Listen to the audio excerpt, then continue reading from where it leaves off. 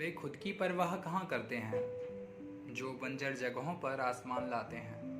जो दर्द का सही मतलब जानते हैं वे दूसरों के चेहरों पर मुस्कान लाते हैं। जी हाँ दोस्तों, मैं आकाश आप सभी के बीच में लेकर आया हूँ एक छोटी सी और बहुत प्यारी कहानी। ये कहानी मल्लापुरम, जो कि अभी केरल में है, वहाँ की है। वहाँ पर ऑफिस में दिन भर अथक मेहनत करते हुए काम करने वाला एक व्यक्ति, जो कि दिन भर की मेहनत से काफ़ी थक चुका था, अपने घर की ओर जा रहा था। उसे अचानक से याद आता है कि आज घर में खाना बनाने वाला कोई है ही नहीं, क्योंकि वाइफ मायके गई है। और जब कोई है नहीं तो क्या करेंगे, चलो एक काम करते हैं, होटल पर ही खाना खा लेते हैं। होटल जाता है, होटल में जाकर वहाँ पर ऑर्डर करता है। ऑर्डर करके जब उसका जो भी उसने ऑर्डर किया सामने आता है उसकी टेबल पर, तो अचानक से उसकी नज़र गेट पर पड़ती है। उस होटल के गेट पर नज़र पड़ती है, जहाँ पर दो बेबस आंखें झांक रही थी अंदर की ओर। वो व्यक्ति समझ जाता है कि शायद कोई गरीब है, शायद कोई एक ऐसा बच्चा है जिसको खाने नहीं मिला है कई दिनों से, या फिर भूखा है। वो उसे इशारे से अंदर बुलाता है। उन मासूमियत भरी आंखों को लिए हुए वह बच्चा उसके सामने आकर के खड़ा हो जाता है। वो व्यक्ति पूछता है उससे क्या चाहिए। वो मासूम छोटा सा बच्चा कुछ बिना बोले इशारा कर देता है उस टेबल की ओर, जिस पर रखा हुआ था भोजन, जिस पर रखी हुई थी खाने की थाली। व्यक्ति समझ जाता है। वो कहता है खा लो, बैठो। एक और थाली ऑर्डर कर देता है। इतने में बच्चे को याद आता है कि उसकी बहन बाहर खड़ी हुई है, तो वो जल्दी से दौड़ लगाकर जाकर अपनी बहन को ले आता है। व्यक्ति फिर से उन दोनों के लिए ऑर्डर करता है।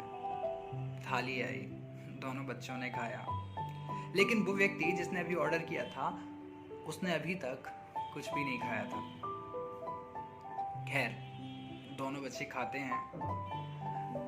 फिर अचानक से एक ऐसा सीन हो जाता है कि दोनों बच्चे खाना खाने के बाद हाथ जोड़कर उस व्यक्ति के सामने खड़े हो जाते हैं। उस व्यक्ति की आंख से आंसू आ जाते हैं। वास्तव में कुछ चीजें दिल को लग जाती है ना। खैर, उसने कहा कोई बात नहीं बच्चों, जाओ। दोनों बच्चे हाथ धोते हैं और चले जाते हैं। अभी तक इसने खाना नहीं खाया था। ये अपने आप को संभालता है, आंखों से आंसू पहुंचता है और फिर अपने लिए थाली बुलाता है। खाना वगैरह खा लेने के बाद जब कैश काउंटर पर जाता है तो वहाँ पर बिल मांगता है।